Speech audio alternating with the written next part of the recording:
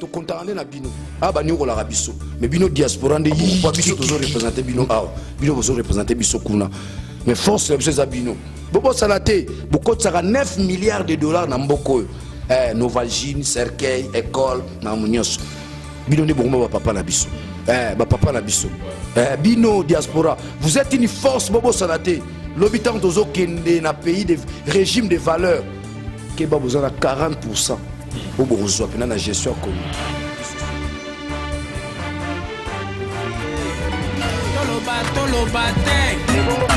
Na kelasi bana bakoma kovanda na mabele bandeko mboke tonda nzete meke bandeko kasi kuna bazali komina mina mbongo ya losako mana somi ekolo Congo epai nyonso bino bozali kimia ekoka kozala na mabota na bino esengwa na biso ezali ya komona bino lisusu si nombreux devant vos iPads, des téléphones, des ordinateurs, des téléviseurs epai wapi tokokabola ngai na bino kimia ekoka kozala na mabota na biso. C'est toujours un réel bonheur pour vous, nous, à la place du plaisir de venir chez vous à la maison à travers ces instruments de la communication de manière que toko kabola na écho du patriote et paiwapi toyambaka ngenge bene ya bana somi ekolo Congo oyo bazali na susi ya mboka na bango bayaka kokabola toyambinde kona biso oyo bino nyonso boyebi to bato mosusu bayebi te toko découvrir lelo na kombo ya Delphin Zaki to Zaki Delphin azali nani asalaka nini nelongiranga bumuni mwami memwa elingi kolobake mwa esengo ezali po toyambi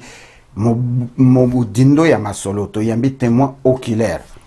Merci mingi na ba oyo nyonso bazali na masolo ba oyo ba viva ba oyo basala même soko sala ki na Hippolyte Kanambe et que le lot réalisé que okoki ko bomba lisusu te nous écrivons la vraie histoire de la République démocratique du Congo à travers nos émissions. Nous vous conjurons de venir librement to futi sakelo côté souci na biso ezali peuple congolais a comme la vraie histoire ya mboka na ye lelo ngai na ndeko Delphin epai wapi tokokota na modindo ya likambo na likambo oyo tomipoza ka ba question tomituna ka mikolo nyonso mais tozwana na ba réponse te bato bazali déjà komurmurer tokolobela nini oyo bazwaki chance ya kokende epai ya Kervin Maizo balandaki ndeko Delphin epai wapi amekaki ko expliquer na peuple congolais eloko tokolobela lelo les élections, la CENI, l'occupation et j'en passe. Avec tout le respect, tokomandana nkoyamba ndeko na biso Zaki. Ndeko Zaki epai yo zali soko zali na biso na nzela ya singa losako epai na yo. Losako liboke ya moninga basombela kango panga te maître Jino Willy. Merci mingi liboke ya moninga basombela kwanga te oyo to bandi penza lelo tolobi yo kosomba kwanga na solo ya likayabu na solo ya sardine to na solo ya mpiodi ezali kozika to ezali kobela epai na voisin lelo tokoyeba nani mokolo kwanga nani mokolo likayabu oyo basombeli kwanga na biso na bino toko s'entretenir na lombango penza na ndeko Zaki. Nangai na ndeko Zaki epai wapi tokokende ko définir eloko oyo babengi la CENI to la CI ndenge balobaka na anglais CI ezali penza nini toko eboche mo moke ko palper mo moke loko babengi occupation ezali ko sala tapage na ba réseaux sociaux mikolo yo lokola likambo ya sika lokola ezali mo ya sika les gens ne veulent pas entendre parler de l'occupation en RDC naba oyo bami considéraka ba congolais né grandi naba oyo bazalaka ko défendre ba peuple congolais entre guillemets ba komi lisusu na langage que il y a pas d'occupation au Congo occupation yango penza ezalaka nini esalamaka ndenge nini toko palper yango les élections en RDC est-il vraiment le réel problème que nous connaissons en ce moment dans notre cher et grand pays élections et salamana a noté ce qui est salama et peut ça résultat nini et les élections oyo bande konabiso ya ba politiciens bazali ko belela élection ezali penza nini to sala ki émission awa na monsieur Zuel oyo tozali ko remercier na mekaki ko sala moi analyse moko oyo na kotika bino pour quelques secondes to landana no maître Djuna lobaki nini na tina ya élection motuna yango penza ezali nini langage partout ezali kobima élection batu bakufa na Kasai bande kona biso ya ba politicien élection kaka babanda ko violer ba maman na biso na ba place publique na bana oyo bango ba boti ba kata bande ko na biso mitu. Non non non non non, tout cela va prendre solution na élection. Il faut même ce que tikali une semaine avant le 31 décembre élection. Ba créer la biso organe moko otobengi la CENI bandango imulunda Malou Malou que son âme repose bien en enfer. Et ba elibiso Ougandais ya Corneille Nanga élection kaka. Bande konabiso ba politicien. Ba kangi Corneille Nanga na ba machine na ye. Azali ko enrôler ba bébé élection. Ba bomi bande konabiso na Kasai ba déporter ebele ya batu près de 2 millions de personnes, 1 million en Angola, 1 million dans les Bandundu et pas na ba koko nanga na ba pende na ngongo katuta biso kaka élection. Balaki Sibino ba calendrier modèle nyoso qu'il y aura plus jamais des élections en ce moment, surtout en cette année, pour n'importe quelle raison. Rôle nini élection et koki ko jouer na kati ya Congo. Seni asala kamusala nini et biso tobino bato bozali kobuya élection pour le biso soulèvement populaire. Différence na yango et loko nini ko ezali ko différencier élection. Merci ndeko Jimé Adjanga na masini ya kochela biso élément wana. Boyoki motuna na tuni wana na lobi élection oyo ekomi lokola chanson fétiche na epai na bandeko na biso ya ba politicien. Bato ba kufa ndenge bakoyi kokufa élection. Ba humilier bango na modèle nyonso élection. Ba ganga na ndenge nyonso élection. Est-ce que l'élection pense ezalaka le vrai problème? Tout solution na situation à Congo. Nde na conclusion nde kona biso akoye biso oyo message ya ye nango uniquement pour le peuple congolais. Tozali ko remercier en passant bande ko nyonso oyo bazali ko contribuer à l'émergence et éveil patriotique toutes tendances confondues et en particulier nde kona biso aimer ça et pas yozali vraiment nous te disons sincèrement merci. Nde ko zaki toye et pas nayo. Ba oyo bazwaki chance ya kolanda ye pa na Kelvin Mayezote ba belemi na minute oyo na Echo du Patriote ba yoka yo ndeko zaki yo zali nani malobe pa na yo. Merci Maître Gino ngai nazali Delphin Zaki yogo elongiti na moto batondo ko moto bopele ko ba mone ekeke mokukwene ngando wana eza kombo na ngai nazali ingénieur informaticien, ingénieur électricien. Et puis, na sala na commission électorale nationale ou na commission électorale indépendante na 2005-2006 en tant qu'analyste programmeur na Centre national de traitement. Et na makambo na mona kikuna yango moni Maître Gino na ye pona mekante ko fungola, kolongola, londende ou eza na miso ba congolais ou ba kangami na molo kolo uti kolo ba tout de suite élection, élection, élection. Alors que tout de suite, toko okenda na ba élection te. Toko okenda na ba élection te étant donné qu'il y a ta CI, to CENI, ezali pe occupé. Ndenge ni toko okenda na institution oyo ezali occupé. Ndenge ni toko okenda na institution ezali occupé na ba élection. Yango moni na ye na etando ya yo eke pona meka ko limbola pe ko ganga lisusu. Soki bande kona biso ba congolais ba oyo kangai. Gloire à Dieu. Bon, bah, koyo kanga ite nzambe pe asunga bango po ete bakuka ko comprendre makambo ona koloba. Merci mingi ndeko na ngai tolandio na bokebi bonso bana somi ekolo Congo bazali na biso elongo bayoki penza eloko yo beteli sete awa. Yo ozali moko ya bato basala na seni ko yebisa biso mobuni ni oyo bandeko sala na seni et na suka nango bakisa oyo yebisa biso comment on garda silence depuis 2006-2011 pour ya kotelema na 2017 au banda koloba au lieu mbongo ya makila ya bana ya Congo o ba pompa kabino le pay na seni lelo o se sentir coupable o se retrouver aux États-Unis to ebité na ndenge nini nde oye ko bimisa basekele ezali po ba bengana ki na musala o perdre musala to ezali pendani ni ozali koluka kozwa mukanda na sima ya ko diaboliser seni mekana ko ebisa biso silence oyo garda tant oyo nyoso po ya koloba lelo motivation yotiwa. Merci Maître Gino. Na travaillé à la commission électorale indépendante en 2005-2006. natango président Malumalu azalaki kokamba institution wana et na subaki ba fonction ya analyste programmeur na centre national de traitement et na travaillaki wana jusqu'à ce que tu organisaki ba élection en 2005-2006 et na makambo o nakutanaki nango na kati na démissionnaki na kendaki na Celtel. À l'époque, bazai kobengango Celtel, babengango Zen, lelo ekomi Airtel. Na travaillaki kuna pe lokola ingénieur informaticien na IT na bango et na ekolongwa normalement na Kinshasa ndenge na yaki koya awa bo na États-Unis.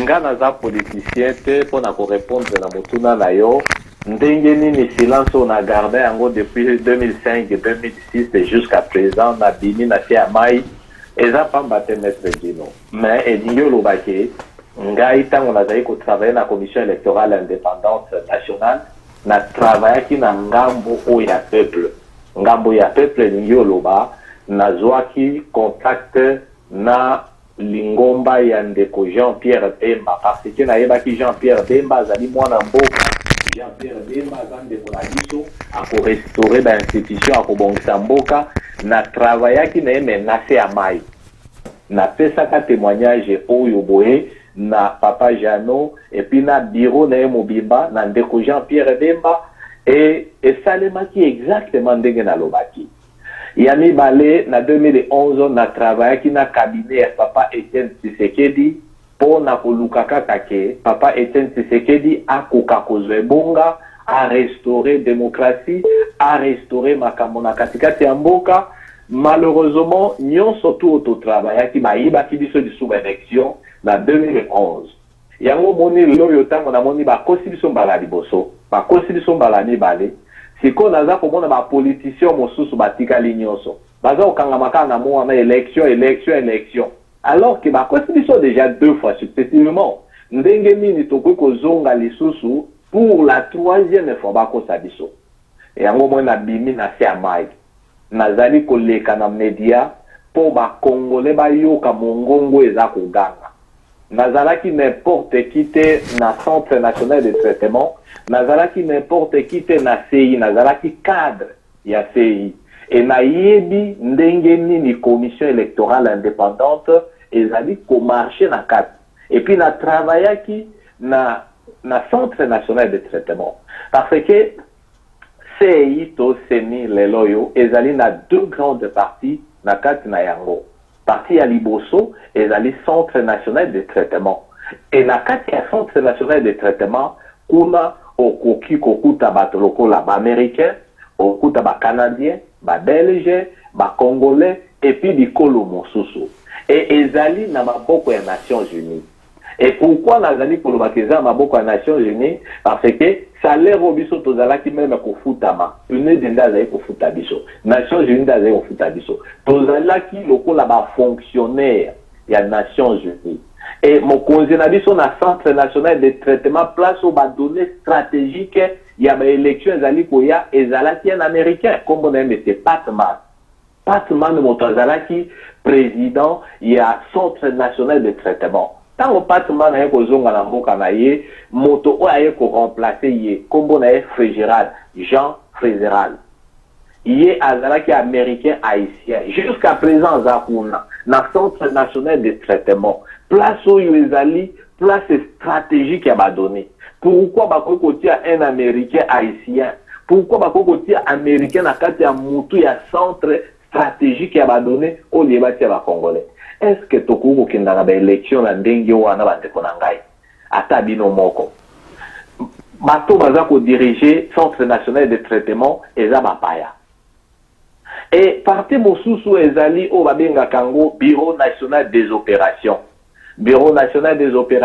ezali moto azalaki à l'époque directeur nango ezali Flavien Misson azande kona biso moko ya mondande et azali juriste de formation ye moto azalaki ko diriger yango institution o ya mibale parti o ya mibale ya bureau national des opérations eza na maboko ya PPRD ye moko Flavien Misson moto ya PPRD mauti ko pesa ye poste ya likolo kala mingi te a commis secrétaire exécutif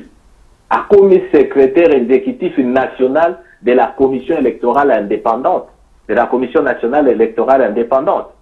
Et Lingi Oluba a salaki mosala malamu na 2005, 2006, a sali mosala malamu pour la PPRD na 2011, a sali mosala malamu na bambula oyo, sikoyo azali promis pour akoka lisusu ko continuer na troisième fois bako saliso. Yango mona bimi na te ama ndeko chino. Pona ko répondre na motuna na yo natikala jamais kosimba masila ba congolais, natikala jamais kolia mbongo ikoliti kanande, natikala jamais kozala politicien. Donc je suis ingénieur de informaticien et je suis serviteur de Dieu à l'église de la Louange en tant que berger et nazana ba casquette belé et na Kinshasa ba yebinga parce que nazaki ceinture noire 4e dan na Dan Tchuki eza club monene na Kinshasa.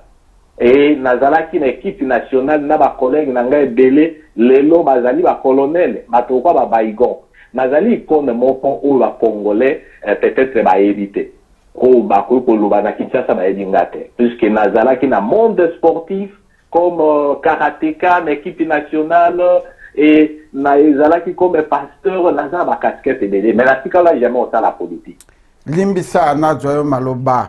Merci Mingi, Toyoki Biographie, Banasomi École au Congo. La plupart du temps, quand nous nous lèvons pour parler de la République démocratique du Congo, les gens qui ne sont pas assez matures, oh, bah, situation à Congo, Mingité, bah, ennemi à Congo, bah, occupant et à Congo, bah, pas ça qu'attend qu'on minimise, biso, qu'on bimisa, biso, le col à Tozali, bah, to, oh, bazali, instruité. En passant, je salue tous les anciens de l'Académie des Beaux-Arts de Kinshasa et Paiwa Pingana Zwaki Formation, où est Salaki Kenaz la deuxième lauréat en Afrique centrale, na santé pour tous, chose qui m'a octroyé le travail comme consultant publicitaire dans la santé publique, consultant publicitaire dans GFREM, responsable, il y a M Concept, où est Salaki entreprise dans un âge il y a 22 ans. Chers compatriotes, Soki, Mboka Nabiso Kokai Kozala Malamu, Ndeto se retrouver dans Bamboka Oyote, Ndeko na biso, même soko travail qui na ba institution wana, nous avons 80 millions de Congolais na kati ya mboka na biso kotika ba poste nyonso na ba Rwandete. Soki ozala kite lelo ndeto koyeba vérité oyote. Passage na yo na kanisi yango ezali kopesa biso lumière et le peuple congolais, je ne pense pas qu'ils vont en vouloir étant donné que ba komi komo na lumière. Et loko nini oyo koki koyebisa biso na tina ya eloko tozali kobenga occupation. Ndenge na maloba na yo ki terme wana occupation, c'est-à-dire que la CENI doit être occupée. Si la CENI est occupée, bongo yango moko la République du Congo, ezali penza mboka o ezali sous la dictature, to ezali na occupation, o ezali kosala que élection na mboka na biso ezala aussi contrôlée par les Allemands, les Belges, les Français et les Américains qui sont vraiment le vrai professeur ou le vrai décideur na kati ya eloko babengi la CENI. Marobe Pena. Merci mingi maître Dino na motuna na yo kitoko mingi. Occupation ezali eloko nini na mekape kolimbola na lingala. Occupation ezali mopaya aye abotoli yo ndako na yo, abotoli yo mabele na yo, abotoli yo eloko na yo et puis abengani yo libanda. To akomi kopesa yo mitindo ya kosala likambo songolo na décision eza koute pai na ye.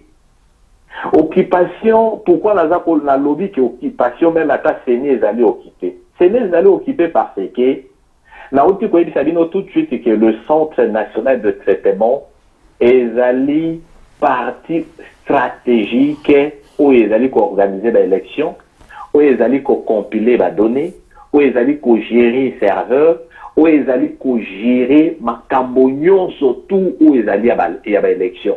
Tozalaki au moins na 300 opérateurs de saisie. Tozalaki na ba Congolais, 2 analystes et programmeurs. Ngai na papa moko azana Kinshasa lelo kasi ya nene azaki pe mondande. Et puis bato oyo bazaki ba konji na biso. Ezali monsieur Patman. Patman aza mondele aza Congolais te. Moto azaki kozwa décision. Eza monsieur Patman. Étant comme ce Patman Nazongi Namboka Nae, Mathieu Jean Frézerat, Azali haïtien américain, Aza congolais. Et l'on est haïtien, l'on est américain, Azali Kouya Koussala na Centre National de Traitement.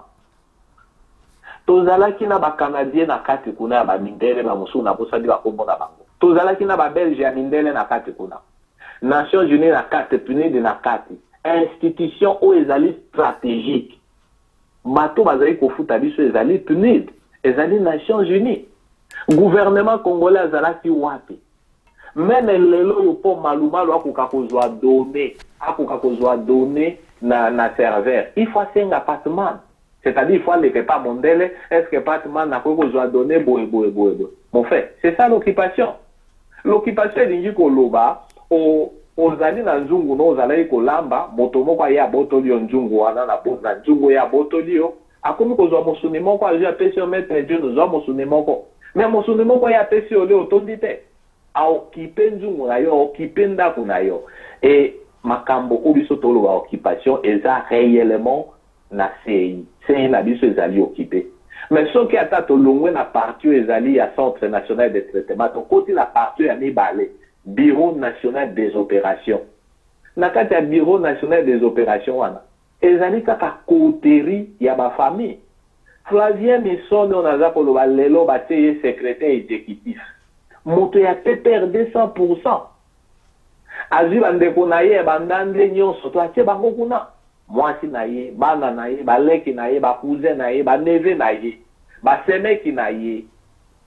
Assez bango partout. Bango yon so aza bato a PPRD. Le preuve en est que ba gagner l'élection au yuko ba yibi na lo ba gagner te. Ba yibi l'élection na 2005-2006. Ba yibi l'élection à Papa Etienne Tshisekedi na 2011. Et puis to kenda lisu na l'élection na 2016 ou utiko leka ou bien 2018 ndenge baza lo ba. Bande konanga ba congolais to koki okenda na ba élection te parce que le Centre National de Traitement est occupé. Les centres de traitement est occupé par les étrangers et les Nations Unies qui continuent.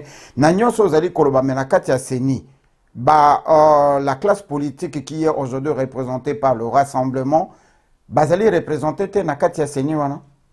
Merci Mingi Maître Gino. Bazali Nakati wana. Voilà, Naki Malumalu Ezaki, moto ya MNC, Mama Mika, et puis Oye Kozo équipe ya Bakarole, Batomosu Bauta qui la société civile.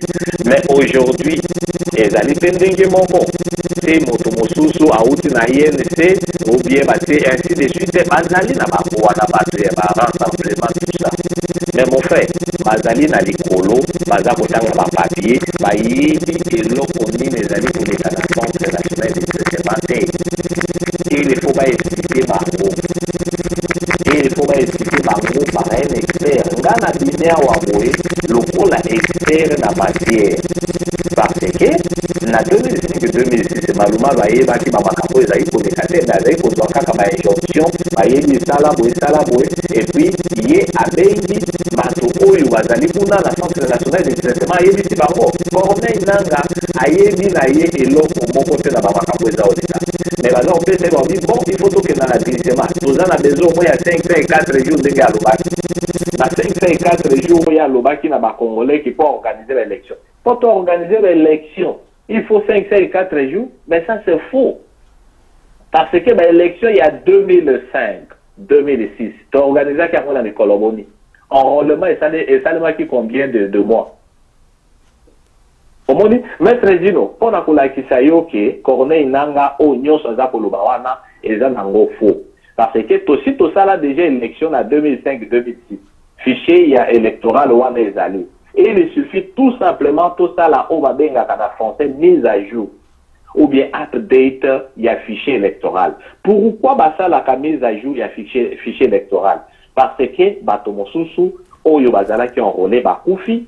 Parce que bato mosusu oyo bazalaki na moins de 18 ans bakoki c'est 18 ans parce que bato mosusu ba voyager parce que bato mosusu bazali lisusu na mboka te ba bimi libanda mboka donc biloko ya mike ndenge wana yango nde balukaka sikoyo boye basala mise à jour na fichier électoral oza koyoka mikolo baza koloba changement de fichier Maître Dino, ndako oyo sotongaki.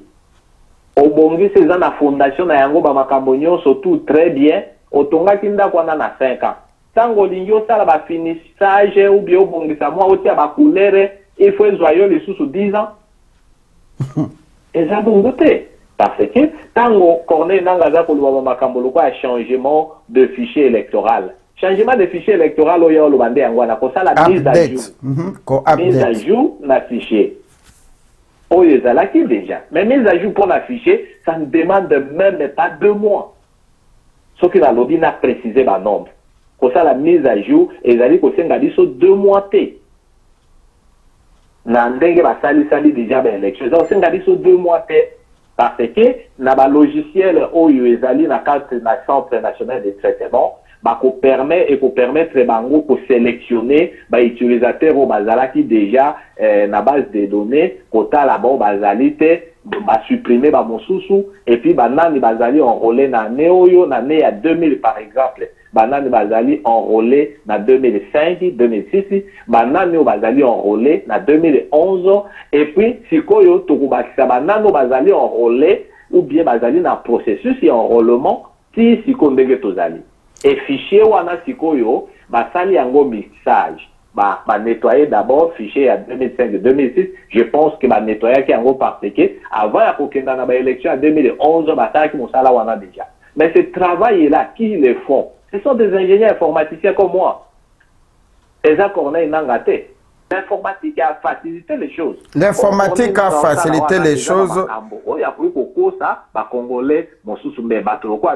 Merci, merci. L'information ou l'informatique est en train de faciliter les choses. Tout le monde peut dire que vous allez na mingi akoloba. Au mimi biso mingi sur le plan technique, biso tengito kenano sur le plan réel parce que ba congolais mingi ba yebi ba terme mingi vous allez ko utiliser oyo bako kako comprendre pendate mituna pende zali déjà ko ya tomoni mama Shagi azali ko komela biso mama merci mingi tokoko kako tanga mituna na yote ndeko mekana nkoyebisa biso bino siko na kati ya seni ndenge nini bo trikaki ngana ningi nazala polele ndenge nini bo trikaki élection ya 2006 po bo pesa yango epai na Hippolyte Kanambe alors que Yemoko ndeko na biso bemba lobaki j'ai accepté l'inacceptable nzoka bino kuna pe bo changeaki moi ba code ba mot de passe moi ba chiffre na kati ordinateur na 2011 kaka bino lisusu bo zui élection bo pesi yango epai ya Hippolyte Kanambe na même méthode bana Congo balingi bayeba manœuvre wana salamaki na computer to ezalaki une imposition il y a soi-disant communauté internationale où tous allez considérer que allez conduire occupation na Congo. Oui, merci mingi Maître Dino. Maître Dino, mon élection en 2005-2006 ezalaki na niveau ya mindele na niveau ya otubenga ka communauté internationale ba préparaki déjà moto na bango oyo akoyi kobima ezalaki Hippolyte Kanambe otubenga ye alias Joseph Kabila. Et tango babongisaki yango baplanifiaki déjà ndenge nini bakoki kosala corruption parce que bayebaki ke mwana mboka Jean-Pierre Bemba tango aza kokenda ba élection na Hippolyte Kanambe akozwa te bayebaki yango. Bon, la Centre national de traitement primo créaki logiciel moko babengaka yango logiciel de doublon ti lelo eza kuna et logiciel de doublon oyo ezali ko consister ya ko multiplier ba électeur na moto oyo azali ya bango et logiciel de doublon ezali ko compter normalement na opposant na ye c'est-à-dire ceux qui va souki bazaki mibale et pas Jean-Pierre Bemba y compter moko et pas na ye za compter double. Ça c'est le premier rôle que ces logiciels ezali ko sala ya mibale ezali logiciel de doublon oyo tango bozali déjà na kati ya base de données ba doublon bazali ebele doublon ezali eloko nini doublon ezali par exemple omoni moto mosusu akoki komi s'enrôler na masina et a longwe na masina ake komi s'enrôler lisusu na ngaliema ou bien ake komi s'enrôler na yolo ou bien ake komi s'enrôler na Kimbanseki. Alors na ba kombo nyonso to ana eza identique mbula moko tout ça et comme déjà doublon. nde loko baza kobenga doublon na kati ya commission électorale indépendante. Et puis doublon wana sikoyo ekozala na kati ya base de données. Logiciel wana ezali pe ko consister na ko éliminer par exemple au moni kombo moko et se répéter 2 fois 3 fois na ba données identiques et koki ko supprimer yango.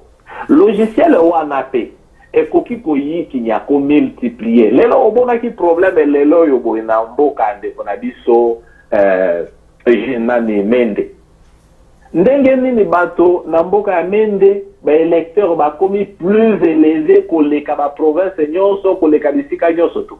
Non, c'est-à-dire à sololi kaka na nanga sololi na ba informaticien qui non na côté na ngai il faut multiplier ba électeurs bazali délai parce que ezali na effet moko soki ba électeurs bazali supérieur ba tango ba ko la loi électorale et ko permettre à fait que loi électorale wana na province na yo bien na parti na ye akoka kozala na nombre ya ba député délai parce que nombre ya députés on va faire ça dans chaque circonscription et où par rapport à ba électeurs omoni et bato bon ça lango eza nanga te ezali ba informaticien ezali logiciel oyo ba isien ba sala ngo déjà eza wana mais bino bokoye bango ndenge yango moni nazali ko regretter na ndenge bande ko na biso ba loba tokenda na vote électronique mais na vote électronique bokoye bandenge nini ke bakosi bino ba opposant congolais bokoye bandenge nini ke bakosi bino beaucoup gagné dans l'élection. Maître oui, naza on doit voir le roi prophète était. Lelo soki Kabila binisi dauphin na ye paf. Opposition à tabasangani bango nyonso tout. Ba binisi opposant na bango, ba binisi candidat na bango plutôt moko. O ba ko binisa ye. Ezala soki Kamere, ezala soki Moïse, ezala soki Félix, ezala soki Nane Fayulwe. Akotika la okoma présidente. Nga moto na oyebisa bino wana na lobi yango avant lelo soki Kabila binisi dauphin na pan et puis opposition ba sangani ata bango nyonso tout ba pesika candidat moko ata gagné na 90% ba kupesa kaka dauphin ya Kabila pouvoir et puis on loba yende a gagné l'élection. Patriote congolais nyonso to boycotter ba élection na nzela ba élection ba kotela biso mwana ndeke mosusu et on aza ko loba ngwa wana kanisi bato babenga nga prophète sima e ko sale mandengi wana ne bakosi biso mbala liboso bakosi biso mbala mibale bakosa biso mbala misato yango moni maître Dino na bimi na se amai obimi na se amai ozali ko fongola poke merci mingi lelo tozali komituna si ce n'est pas encore trop tard de manière que peuple congolais akoka kozwa relève étant donné que bato oyo biso tozali ko considérer ba représentant ya peuple congolais oyo bazali élu par le peuple congolais akoka ko représenter bango auprès ya institution en grande partie na bango to bengi ba député en grande partie na bango bazali pe na kati opposition. L'opposition congolaise azali na ba représentant na ye na kati ya Seni. Alors que musala oyo bango basala kakuna tozali komituna malgré que tozana ndeko na biso wa nanu toyebi penza te eloko nini l'opposition asala kana kati ya Seni étant donné que basekele ya bo ezali kobima. Mais bandeko na biso tango babela bazali kobelela élection il donne l'impression que le problème le problème crucial il y a situation à Congo ezali na kati ya élection, c'est-à-dire que c'est les élections qui sera la solution complète il y a situation tozali ko vivre. Alors bandeko na biso bazali représenter il y a opposition bazali représenter na kati ya Seni rapport nini bazwa ke pa ya ba représentant na bango o bazali na kati ya Seni na ba magui nyonso ezali ko salama. Alors la question que nous nous posons tokoyiko tuna yote parce que tu ne fais pas partie de cette classe politique ezali mituna o tozali ko mituna ndeko na biso lelo yo slogan ya élection et comme kokota mwa malili ba bendi yango na 2018 bande kona biso oyo ba mibengi ba opposant bakendaki kosangana Vital Kamerhe Mama Eve Bazaiba basangani bango nyonso tout bakomi na langage Mama Eve Bazaiba telemi alobi nous avons accepté ce que Niki venait de proposer mais biso totikali na position na biso bato wana nyonso tout bakende ba préparer élection bako préparer yango na Seni nini kaka seni moko oyo a dribla bango na 2006 a dribble bango na 2011 kaka seni oyo ba changer effectif na bango te ba changer système a ba logiciel na bango te bango kaka nde ba ko conduire lisusu ba élection na Congo na mboka oyo tozali ko considérer officieusement que ezali sous l'occupation ndeko nanga eloko nini penza oyo koki koloba d'abord na ba homme politique na biso avant to kende na conclusion pas wapi ko s'adresser na peuple congolais n'expérience oyo yo omemaki na kati ya institution to bengi la CENI malbe pa na. Oui, maître Dino, merci mingi. Nalingi koloba eloko moko boye. Omoni bato opposition batie na kati kuna bayibi eloko nini traitement te. Et beaucoup plus soko tali bato bango baoti akuna ezali ba juriste et juriste azali informaticien te. Juriste azali ingénieur te. Mais on a parlé binoa ezali makambo technique pratique. Ce qui est là baloba kindenge bazaki ko discuter no balingi ba auditer serveur comme en 2011. Au moment qui avant ba auditer serveur en 2011 cabinet ya papa Etienne Tshisekedi baluka kingai ndenge ndeko moleka a voyager ki kolongwa Kinshasa ti na Washington et to travailler ki na ye et na pesa ka document pour ndenge nini bakoki ko procéder pour na ko auditer serveur et ni ko loba ete bato oyo bati kuna ya ba parti politique rapport au bango ba pesa kana ba parti na bango eza ba rapport moko erroné. Donc, l'occupation au dehors de Congolais, le pays est occupé. Même les politiciens, parce qu'ils n'ont pas beaucoup de yoga. Par exemple, dans le camp de la ministre. Mais le pays, ezali kokenda, mboka ezali kokenda, mabele za kokenda, batu baza kokufa. Mais batu baza kokufa, baza te batu batangi, bango nyonso batangi na bapoto. Mon frère, et puis ça n'a pas sina mawa mingi. Tango nazali komona ba politicien o baza na Kinshasa ba Fayulu ba Félix ba mama Eve Bazaiba bango nyonso tu wana bazali ko accompagner gouvernement d'occupation na baningi ba bona occupation ngo ndenge ni baza oboma bato na Kinshasa ba oboma bato na Est ba oboma bato na Kasai mais c'est ça l'occupation pour la kosilisa bato na mabele na biso.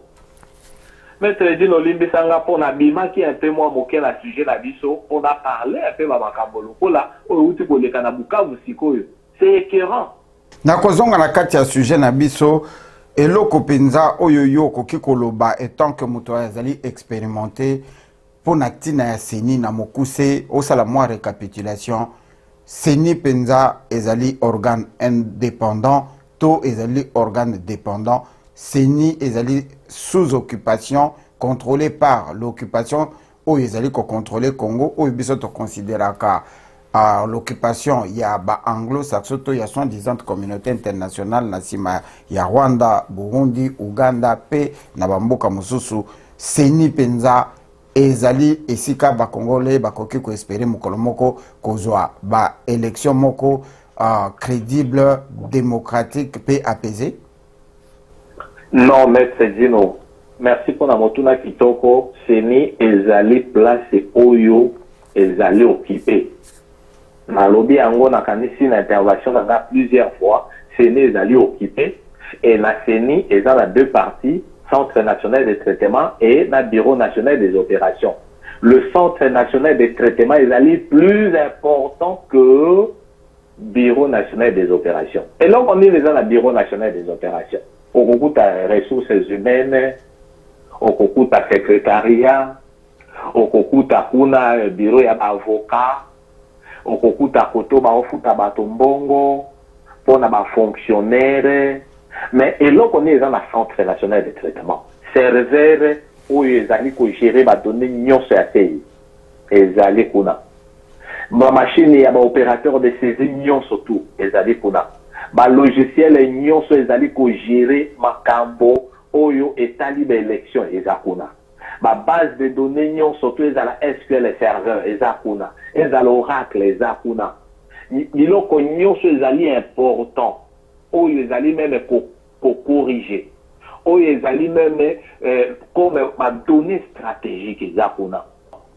Alors, ndenge nini toko kokenda na ba élection na institution oyo ezali baza ko benga ngo soi-disant indépendante. Baza indépendante, ils sont dépendants sur le plan financier, dépendants sur le plan même à ma logiciel, dépendants sur tout le plan. Même sur le plan sécuritaire. Tozalaki protégé, sécurisé par la MONUSCO, papa. Oza comment? Tozali ko dépendre na Nations Unies, tozali ko dépendre na MONUSCO, tozali ko dépendre na PNUD, ko futa bato, PNUD ndaza ko futa. C'est ça l'occupation. Mais comment on peut aller aux élections na tango institution wana ezali occupé? Toko ko kenda na ba élection bongo te. Ba Congolais bo pesa makambo ya ba élection mo Congo. Toko benga na ba Rwanda na mboka na biso. Et puis totali siko makambo ya ba élection, totali makambo o etali ya ba dialogue national sauf la ligue dialogue ya ba Congolais solo toko sala yango. Mais mon frère, nantango o tozali toko ko kenda na ba élection te. Naza ko loba yango na ba politiciens, na ba Congolais nyonso, naza ko mona na États-Unis ononga candidat na président. Okozwa na yote. To bunda to libéré mboka na biso papa merci mingi na kani 6 minutes na biso ezali penza ya ko tanga to ko continuer ko garder yote. Chers compatriotes olandi ndeko na biso Zaki tozongi epai na bino poto meka ko ebisa bino ko bande ko na biso oyo ya ba politiciens eux qui sont supposés être le pont entre le peuple et l'occupation oyo ezali conduit par Hippolyte Kanamba alias Joseph Kabila. Na couper cet exemple moko eza très banal o batu mingi bachaka kate. Tozalaka na mboka na biso babenga ngo la République démocratique du Congo. Est-ce qu'il y a la démocratie au Congo? Mais ce terme, tout ce mot a été utilisé pour na kocha biso na moto que mboka na biso ezali na démocratie. Batu mingi bapesa papa Tshisekedi le père de la démocratie. Na démocratie nini? Oyo to viva wapi? Oyo yambula nini? Banda n'époque ya Mobutu Tilelo. Est-ce que tozalaka na démocratie ndenge nini mutu bapesa e kombo père de la démocratie na mboka oyo démocratie ezalaka te? C'est de même na kombo ya occupation. On n'a pas besoin d'afficher une forme d'occupation. Bomoni ba militaire na ba armée na bango te. L'occupation est venue sous forme na mboka na biso ya rébellion. Moukili les allés qu'on changer, badonné les allés qu'on changer, les bétons d'hier qui était le mélange du sable, ciment, les allés les sous net béton à l'autre où ils allaient dans produit moussou au yonga na auto éviter zo sala que au lait qu'ils à la béton et comme le cola libende. Mais le mot reste béton. L'occupation est au Congo et Congo est sous l'occupation étant donné que charte il y a occupation babingango les accords de l'Émirat oyo ba yé plus tard ko transformé na eloko babingi l'accord d'Addis Abeba. Mboka na biso tambola kana ba résolution 2277, résolution 884, résolution boyo, résolution mboka na biso ba pesa biso na image que ko traité na mundele na cadre ya diplomatie, na cadre ya coopération elingi koloba ke mundele nde adicta biso o to kosala. Ba mboka mingi zalaka lokola na kati ya occupation babima. Nous avons l'histoire de la Chine, du Japon et j'en passe.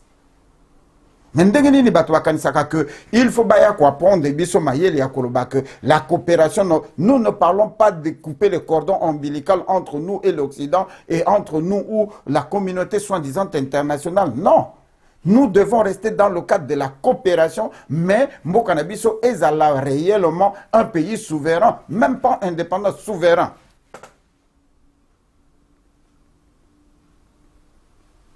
Papa Zaki, na moi 2 minutes, malobano yasuka, malobe peina. Maître Dino, merci mingi na motuna na yo. Maloba nanga yasuka ezali boye. Nazali kosenga na ba Congolais nyonso. O bakozwa grâce ya kolanda intervention na ngai na etando yo eke. Ya ko boycotter ba élection na mboka na biso pour l'instant. Eloko ni balé nazali ko senga na ba politiciens. Oyo nyonso baza na diaspora. Oyo nyonso bazali na mboka na biso. bakuka kozala esika moko et plutôt travailler ensemble na résistance na libanda poto kuka ko boycotter ba élection nyonso tokenda commission rolete tokenda na ba élection mokote balongola kombo ya ba élection na monoko na bango parti ya kombo ya occupation et puis il y a soulèvement populaire. Donc mon ndeko dino eloko nga na ina lo baba congolais tous à l'esika moko poto goûter l'ennemi dehors nde tokotala ba makamba ba élection pona mboka na biso. Voilà le banga sukeza ngwana. Merci mingi ndeko Zaki, merci mingi papa d'Alpha. Toko yamba yo bandeko toko yamba lisusu ndeko Zaki na épisode na biso ya mibale epai akoyebisa biso qui est réellement Corneille Nangaa, qui est réellement ou qui était réellement Abbé Malo Malo, qui était to rôle nini penza oyo Ngoyi Mulunda a joué après avoir causé 200 000 euros il y a communauté européenne pour na désarmer le peuple congolais avant de couper ses responsabilités na kati ya seni. Toko ya lisusu na ndeko na biso epai toko kota na modindo. Lelo bozali koloba transition sans Kabila et c'est la transition qui va organiser les élections. Les élections avec Seni ou sans Seni parce que ceux qui bolongoli bokaboli élection, boche mutu mususu a conduit l'élection, les élections là vont se rabattre à la Seni et la Seni qui prendra la décision. Donc, nzela oyo bozali kokotisa mukwege ceux qui mutu akoza la président il y a transition et zali pobola qui ça na peuple congolais qu'il n'a jamais aimé le Congo parce que bakoti kaye a ça la volonté na yete. Na biso na bino nde tokutani na deuxième épisode bandeko bokabola plus vidéo na biso bola ki yango po ilakisa biso ke bozali kolanda eloko tolingi bokabola yango po moto nyonso ayoka osepela na makambo tolobi osepela na yango te tika moninga ayoka na sima bokabola boyeba oyo tozali koloba ezali na nzela to ezali na nzela te kimia ekoka kozala na mabota na bino ezalaki maître Gino Will Mukasono bomesana kolanda ye na Delphin Zaki nde tokutani na bino semaine prochaine na ba oyo nyonso bazali kosunga biso kimia pe mapamboli kouta epai na nzambe oyo bino bondimelaka etonde epai na bino nde tokutani na bino la fois prochaine ingeta toloba te na kelasi bana bakoma kovanda na mabele bandeko mboka etonda nzete meke bandeko kasi kuna bazali komina mbongo ya mboka oyo pasi mama tolembi koyoka soni ya boye tolembi kokabola lipapu ya soso na lipota mobimba mbongo ya mboka valeur ezalaka lisusu te étudiant asilisi kelasi asilisi na doktora bandeko lobilobi na ntongo akomi na ye shaere akomi kopera misala mizali te kanda eleki asimbi masieti obengi ekulu na ye eske boyebi ntina nini akoma kulu na ye